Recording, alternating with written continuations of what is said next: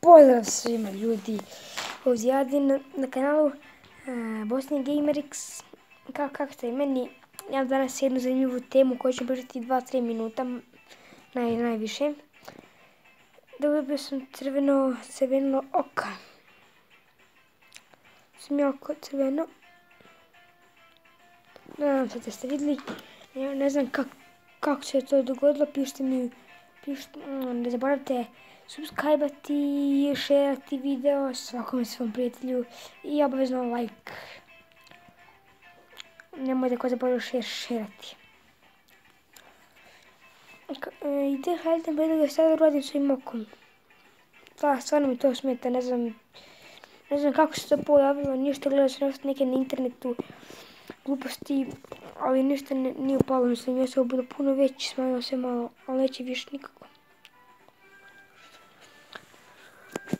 Već video traje 1 minutu, pa ne znam o čemu bi ja još pričao. Pišite mi u komentarima ideje za vlogove, kako ćemo vlogove snimati, kako bi vi voljeli vlogove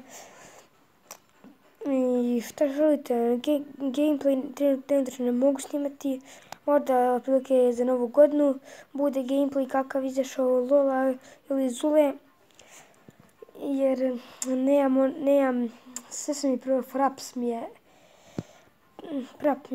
nešto ne radi, kako se kaže, z editovanje mi ne radi, ne znam kako zove. Evo ga, tu je ta tema, malo je prekratak video, ali pišite mi u komentarje o čemu temama želite da pričamo, o čemu, šta, kako. Vlogovi inače će turme trajati kratko, jer nemam još pravi fotoaparat. Od mog brata je fotoaparat prodao ga, je bio originalan, ali bio je stvarno težak.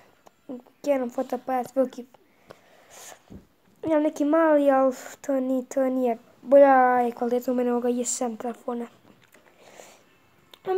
Biće i reakcije na klipove na Vanimijev dis, na Vanimiju braćarsku armiju, pjesmu, mada je to već ostalo malo, ali sad ću mi to nadoknaditi.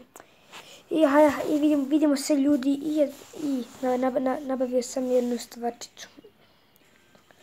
Kako ne znam šta je ovo, bolje moj da te ne zna. I vidimo se ljudi. Ćao! Šerajte video, subscribe-ajte i lajkujte.